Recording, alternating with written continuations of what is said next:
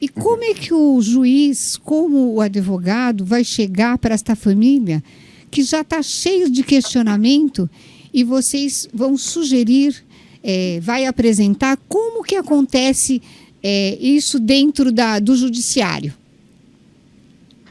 Olha, eu vejo que essa caminhada na constelação, como constelador, não é necessariamente para ter uma profissão de constelador. Ela serve para qualquer profissão. É uma postura de como lidar com as pessoas, de como ajudar, né? Principalmente nesse tema da ajuda. É muito rico o aprendizado como constelador e serve para qualquer atividade, porque trata-se justamente de se colocar como pequeno, perto de alguém que chega com toda uma história, né? Com toda uma questão, um drama antigo, às vezes, ela já sabe muito, ela sabe mais do que ela pensa que sabe, na verdade, né? A alma dela sabe muito mais, tem os antepassados dela, que são recursos para ela. Ao mesmo tempo, os pais, muitas vezes, são... ela vê como o problema dela, né? A família de origem, mas é da família que vem os recursos, o potencial dela. E perto disso, o facilitador, o constelador, o profissional que se propõe a ajudar, ele é pequeno. Ele pode ter alguma técnica para ajudar de maneira terapêutica, de maneira jurídica, num consultório, como médico, como professor, né, ajudar um aluno, mas perto de tudo que alguém traz e que diz respeito a essa pessoa mesmo, nós sempre somos pequenos, e como juiz eu ajo assim também. Então eu procuro não me colocar como a solução, né? As pessoas chegam, esperam que eu vá resolver o problema delas.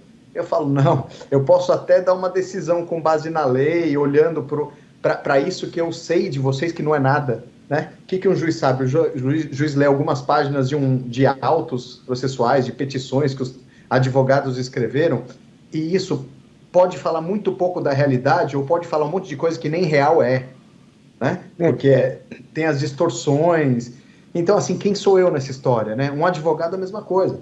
O advogado recebe o cliente, ele pode chegar e falar, eu vou te salvar, e vou entrar com uma medida isso, uma medida aquilo, e pode ser que aquela atitude cause um mal tremendo para as pessoas, né? Agora, se ele olhar realmente, se ele desenvolver esse olhar apurado que a constelação permite, para um bom constelador, né? Porque um constelador barbeiro, ele não vai desenvolver esse olhar apurado, ele vai querer ajudar como se ele, da cabeça dele. Mas o mais importante é justamente aprender a olhar para a alma das pessoas, a olhar o que está acontecendo nas entrelinhas, né? Ela está falando uma coisa, mas e aquilo que ela não está falando? Normalmente a solução está justamente nessas entrelinhas, porque se tivesse no que ela pensa que sabe, ela já teria resolvido. Então a gente precisa desenvolver esse olhar. Isso vale para qualquer profissão. E como constelador, principalmente, mas é um treinamento para qualquer outra profissão, né? Então o que eu faço? Eu não sei de nada. É ela que tem que ver. Eu me coloco ao lado dela para ajudá-la a enxergar alguma coisa. E aí, do lado dela, eu posso até olhar junto com ela, mas não é algo assim, eu já sei o que eu vou fazer, então eu vou mostrar para ela. Não, ela vai ver o que tiver que ver. Pode ser que ela veja algo que eu não consegui ver, mas eu posso facilitar esse processo, colocando representantes, né, sentindo a emoção que ela está expressando por trás daquela fala dela, porque às vezes ela fala uma coisa, mas o que está por trás é o que importa. A fala é só algo que ela aprendeu para disfarçar uma essência mais verdadeira. Na justiça é a mesma coisa, tá? Posso contar um caso que aconteceu essa semana? Claro, vai ser uma honra.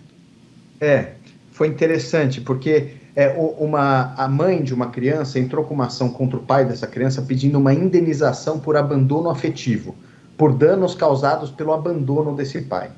Porque ele tinha outra família, cuidava dos outros filhos, e a filha se ressentia, ou a mãe, a filha que era a titular da ação, mas era a mãe que entrou com a ação, né? Dizendo que era a filha. E eu percebi que, na verdade, era essa mãe que se ressentia pela separação. Ela não aceitava. A dor era dela. A dor era dela. E o homem tinha ido morar em outro lugar, e é claro que a filha sentia falta, mas por trás dessa ação, que pedia uma indenização alta, pedia um valor bem elevado, assim, de indenização por ter abandonado, olha que grave, né? Que acusação grave. Por trás disso tinha uma mensagem muito simples, que era, eu não queria que você tivesse ido embora. eu sinto a sua falta. Era uma declaração de amor. A ação judicial era uma declaração de amor. Mas quando eu abri a audiência, o advogado do homem, ele já chegou tomando a frente, falando, não, nós não vamos fazer acordo, porque isso, porque aquilo. Aí o advogado da mulher, então vamos para a instrução e ouvir testemunhas, aquela postura do advogado, né? Aí eu falei, não, peraí, gente, peraí. Nós estamos falando aqui, é algo muito humano. E o essencial aqui não é nada disso que está sendo dito.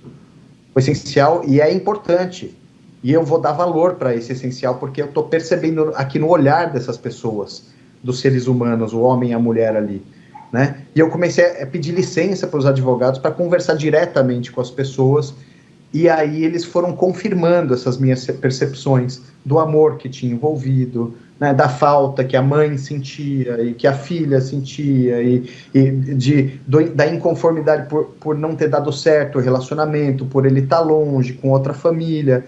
E eu comecei a trazer isso à tona, né? Aí lá pelas tantas, nós chegamos num ponto de que as pessoas, parece que havia um consenso de que a menina devia morar com o pai. A mãe queria isso. E dizia que a filha queria também. E aí eu perguntei para o pai. O pai falou, eu quero que ela venha morar comigo, junto com os irmãos, né, por parte de pai. Então eu falei, poxa, que maravilha, se resolveu a ação sem nada do que foi dito na petição, né, sem indenização, era uma distorção aqui. Era uma guerra, né? Na verdade era uma guerra ali. Era um faz de conta, né, era uma maquiagem para algo que não era a realidade. Ânimos alterados, né? Ânimos alterados. Mas você